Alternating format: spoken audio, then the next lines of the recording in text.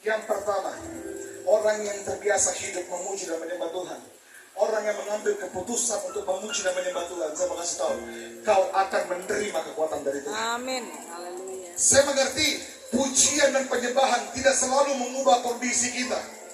Pujian dan penyembahan tidak selalu mengubah keadaan kita. Pujian penyembahan tidak langsung melunasi utang-utang kita. Pujian dan penyembahan tidak langsung tambahkan saldo rekening kita. Pujian dan penyembahan tidak langsung merubah orang tua kita yang setan jadi malaikat.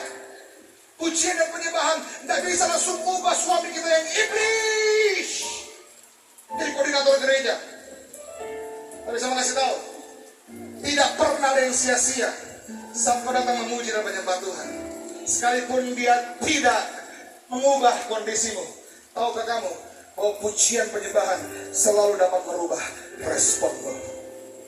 Pak, Bu, saya pelajari, Tuhan tidak selalu tertarik pada keadaan kita, tapi Tuhan selalu tertarik pada respon kita. Perhatikan saya, ini kalimat yang baik. Halo, masih sama-sama dengan saya? Kalau yang ada yang tidur boleh sambil berikan bilang bangun sekarang.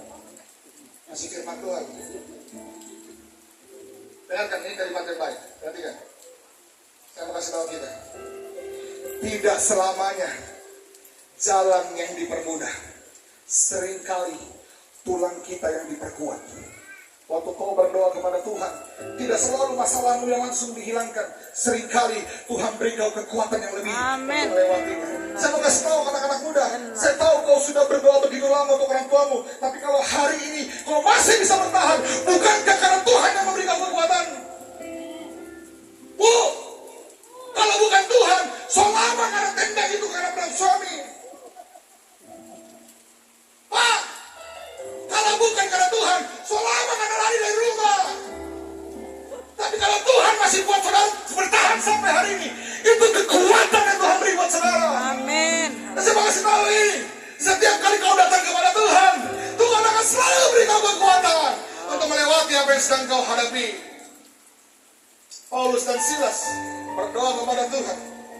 Memang pada saat itu tidak langsung penjara terbuka, tapi minimal yang mereka tahu adalah begini, mereka melewati penderitaan, Pak. Pukul, dianiaya. Saya mau kasih tahu, saya tidak bisa jamin hidupmu mulus-mulus saja. Saya tidak bisa jamin hidupmu tanpa masalah. Tapi yang saya bisa jamin begini, kalau kau hidup memuji dan menyembah Tuhan, kau akan melewati semuanya dengan kekuatan yang diberikan oleh Tuhan. Boleh kasih tepuk tangan yang terbaik buat Tuhan kita. Ini levelnya beda. Tuhan tidak selalu tertarik pada kondisi, tapi Tuhan selalu tertarik pada diri kita. Saya mau cerita. Dulu waktu saya sekolah Alkitab, saya tinggal di asrama. Satu kamar berapa orang? 20 orang. Saudara tahu 20 orang satu kamar itu kayak apa? Kayak ikan sale ditunggu-tunggu. Singkat cerita, satu kamar saya itu ada satu anak menjengkelkannya bukan main. Saya ini orangnya bersih, tapi ini anak astaga. Dia kalau habis main bola telanjang dada tidur di kasur saya, bentuk pulau itu kasur, Bu. Ini anak menjengkelkan sekali. Dia bisa pakai pakaian saya, sepatu saya seenak kepalanya. Saya tahu Alkitab bilang cepat mula-mula saling berbagi, tapi jangan gitu juga dong. Dia suka ngambil makanan gak bilang-bilang. Saya berdoa sama Tuhan, datang sama Tuhan. Tuhan tolong kasih saya kesabaran. Apa yang terjadi? Ini anak Tuhan langsung pergi pulang ke surga? Tidak. Makin gila dia, makin menjengkelkan, makin jadi. Saya berdoa, Tuhan tolong kasih saya kesabaran. Ini anak bertobat? Tidak. Makin rese. Saya berdoa lagi, Tuhan kasih saya kesabaran. Ini kisah nyata, Bu. Tahun depan saudara tahu, dia bawa adiknya dari kampung, sama-sama menjengkelkan. Jadi hari itu saya diberikan Tuhan 2 malaikat dalam hidup saya. Kemudian saya mengerti, ternyata Tuhan tidak selalu tertarik pada kondisi saya. Tuhan tertarik kepada siapa? Kepada saya. Bukan keadaan saya yang Tuhan mau ubah. Apa yang Tuhan mau ubah? Saya. Angkat tangan di atas kepala kita. Pukul dadamu bilang, Tuhan mau mengubah saya. Angkat tangan di kepala kita. Boleh pukul lebih keras supaya semua yang sakit paru-paru jantung sembuh malam ini. Bilang, Tuhan mau mengubah saya. Kasih tepuk tangan buat Tuhan.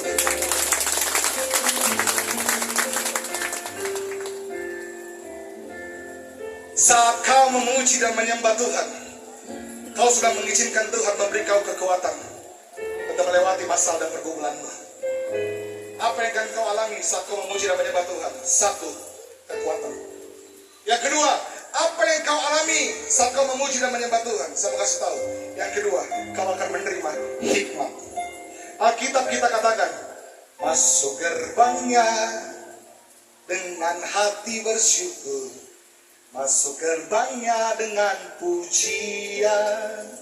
Bermasmurlah bagi dia, nyanyikan pujian baru, bersuka cita sekarang. Sekarang kelihatan saya kayak lagi. Alkitab bilang masuk gerbangnya dengan hati bersyukur, dengan puji-pujian. Itu artinya begini, tahukah saudara bahwa pujian dan penyembahan kita adalah pintu gerbang untuk masuk dalam hadirat Tuhan. Amen. Saat saudara memuji dan menyembah Tuhan, saudara sedang membiarkan diri saudara untuk masuk dalam hadirat Tuhan. Dan dengarkan baik, di dalam hadirat Tuhan ada ketenangan, dalam hadirat Tuhan ada damai sejahtera, dalam hadirat Tuhan bahkan ada hikmat untuk mengambil keputusan. 2 tahun lalu istri saya hamil. Saudara tahu, kami begitu senang ketika mendengarkan kabar itu. Saya bawa istri saya ke dokter, Pak. Saya cari dokter yang paling baik di Makassar waktu itu. Saudara tahu apa yang terjadi? Istri saya divonis hamil anggur. Saya baru tahu kalau hamil ada jenis-jenis buah-buah juga. Hamil anggur. Saya heran. Saya bukan dokter, saya tidak tahu. Saya tanya, dok, apa itu hamil anggur? Hamil di luar kandungan. Makin heran.